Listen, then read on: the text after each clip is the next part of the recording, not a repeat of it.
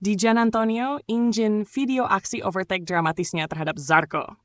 Pembalap VR Papenam, Fabio Di Gian Antonio, mencuri perhatian di Grand Prix MotoGP Argentina 2025 dengan aksi menyalip spektakulernya terhadap Johan Zarco di lap terakhir.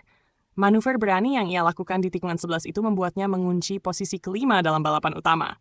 Bahkan, saking bangganya dengan aksinya, Di Gia, sapaan akrabnya, mengaku ingin memiliki rekaman video dari momen epik tersebut. Performa impresif di Argentina.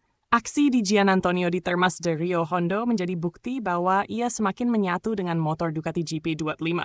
Padahal ia sempat absen sepanjang pramusim akibat cedera, yang membuatnya harus mengejar ketertinggalan dalam memahami karakter motornya.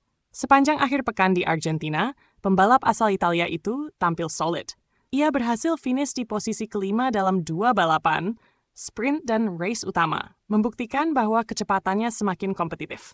Dalam balapan utama yang berlangsung selama 25 lap, ia memulai dengan strategi memilih ban belakang soft, sama seperti rekan setimnya, Franco Morbidelli. Di awal balapan, Di Gia sempat unggul atas Morbidelli.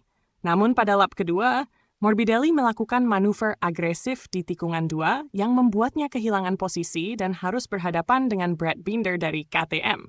Ia terjebak di belakang Binder hingga lap ke-16, yang pada akhirnya membuatnya kehilangan peluang bertarung untuk podium.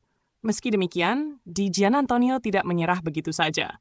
Ia terus menjaga ritme balapnya dan akhirnya mampu mendekati Zarco dari tim LCR Honda di lap-lap akhir. Lalu di momen krusial pada lap terakhir, ia memanfaatkan celah sempit di tikungan 11 untuk menyalip Zarco dan mengamankan posisi kelima. Saya kesulitan dengan bagian depan motor karena suhu yang sangat tinggi, jadi menghentikan motor menjadi lebih sulit, ungkapnya usai balapan. Saat saya melihat celah, saya langsung masuk, dan dalam hati saya berpikir, saya harus punya video aksi overtake ini. Hasilnya luar biasa.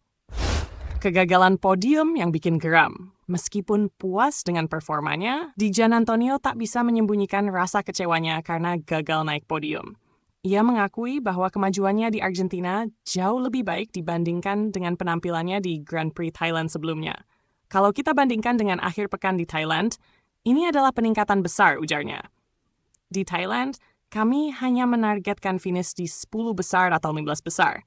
Tapi di sini, kami benar-benar bisa bersaing dengan para pembalap teratas. Di Gia pun mengapresiasi kerja keras tim VR Papenam Ducati yang membantunya berkembang pesat. Saya sangat bangga dengan tim ini. Mereka luar biasa. Kami bekerja sama dengan sangat baik. Balapan kali ini sangat dramatis, tapi saya berhasil tampil kompetitif lanjutnya. Ia juga menyesalkan momen ketika disalip oleh Morbidelli di awal balapan, yang mengganggu strategi yang sudah disusunnya. Saya sebenarnya punya rencana untuk tetap di posisi 4 atau 5 sejak awal. Tapi setelah disalip Frankie, balapan saya sedikit berantakan karena saya harus bertarung dengan Binder cukup lama. Namun, setelah berhasil melewati Binder dan menemukan ritmenya sendiri, ia mampu kembali mengejar ketertinggalan. Ketika saya akhirnya bisa menyalip Binder, saya mulai mendapatkan kecepatan yang bagus dan akhirnya bisa mengejar Zarco di akhir balapan. 2 hasil finish di posisi 5 besar memang menjadi pencapaian positif. Tetapi Di Gia tetap merasa sedikit kecewa karena podium sudah berada dalam jangkauan. Saya senang dengan hasil ini, kami mengumpulkan poin yang bagus. Tapi tetap saja saya sedikit marah karena saya benar-benar ingin naik podium hari ini, tutupnya. Dengan performa yang terus meningkat, bukan tidak mungkin Di Gian Antonio akan segera bertarung untuk podium di balapan berikutnya. MotoGP 2025 masih panjang, dan Di Gia siap memberikan aksi yang lebih spektakuler.